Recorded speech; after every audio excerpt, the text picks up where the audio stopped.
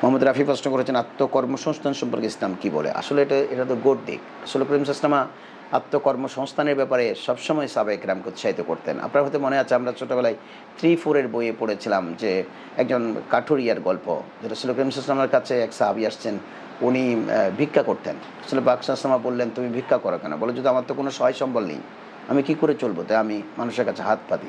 রাসূল বললেন, ঘরে কি তোমার কিছুই নেই? তখন উনি বললেন, আমার সামান্য রসদ আছে। উনি বললেন, সেটা নিয়ে আসো। তিনি সেটা এক সাহাবীর কাছে বিক্রি করলেন। বিক্রি করে উনি বললেন যে, তুমি একটা কুড়াল কিনো। কুড়াল কিনে বললেন, ওই বন থেকে লাকড়ি কাটো, প্রত্যেকদিন সন্ধ্যায় বিক্রি করো এবং তোমার ছেলে মেয়েদের জন্য প্রয়োজনীয় রুজি রুটির ব্যবস্থা করো।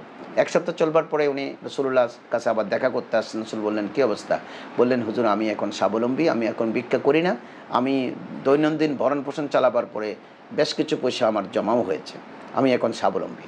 দেখেন, রাসূল করিম সাল্লাল্লাহু আলাইহি ওয়াসাল্লাম আত্মকর্মসংস্থানের জন্য একটা কাঠুরিয়াকে কুড়াল কিনে দিয়ে ওনার লাকড়ি কাটবার জন্য দেখিয়ে দিয়েছেন। ঠিক আত্মকর্মসংস্থানের মতো এই উদ্যোগের মতো বড় কোনো উদ্যোগ নেই। আমরা চাকরির জন্য মানুষের দুয়ারে দুয়ারে ঘুরি, কিন্তু আমি নিজে স্বনির্ভর হই না। আমার 2 ঘন্টা জায়গা আছে, খালি পড়ে আছে, আমি 2 ঘন্টা জায়গায় কিছু ফলমূল লাগাবো, এক পাশে একটা গরু পালতে পারি, এক পাশে একটা ছাগল পালতে পারি, ওখানে বেঁধে রাখবো।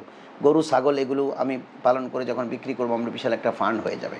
আমি 2টো মুরগি রাখতে পারি, ও ডিম দিবে। একটা হাঁস পালতে পারি, সেটা আমাকে ডিম দেবে। এভাবে কিন্তু আমি আত্মনির্ভরশীল হয়ে সমাজের মধ্যে পরিবর্তন আনতে পারি। কিন্তু আমরা চাকরির জন্য ঘুরি। মানুষের ওই যে চাকরি করতে গেলে নানা রকমের চাপ নিতে হয়। বিশেষ করে মালিক পক্ষ আমাকে দুর্ব্যবহার করবে, কাজ ঠিকভাবে দিতে না পারলে আমার সাথে খারাপ ব্যবহার করবে, অথবা আমিও 2-4 পয়সা বাড়াবার জন্য ওখানে হয়তো বেইনসাফি কোনো কিছু করব, চুরিচামারি করব। এতে করে কিন্তু আমার আমল নষ্ট হয়ে যাবে। আত্মকর্মসংস্থান হলে আপনি 5 ওয়াক্ত নামাজ পড়বেন, নিজের ফিল্ডে নিজে কাজ করবেন, নিজের ছোট্ট একটা ফ্যাক্টরি, যেমন এখন দেখলাম যে বাজারে এসেছে ওই যে আপনার সরিষার বিচি আপনি গুঁড়া করে আপনি সরিষার তেল বানাতে পারবেন ছোট্ট একটা মেশিনে। আমার মনে হয় এগুলো 10-15-20 হাজার টাকার বেশি না। আপনি ওটা কিনে নিজের ঘরের মধ্যে এটা ইলেকট্রিসিটির মাধ্যমে আপনি কানেক্টিভিটি করে আপনি সরিষার তেল বানাতে পারেন।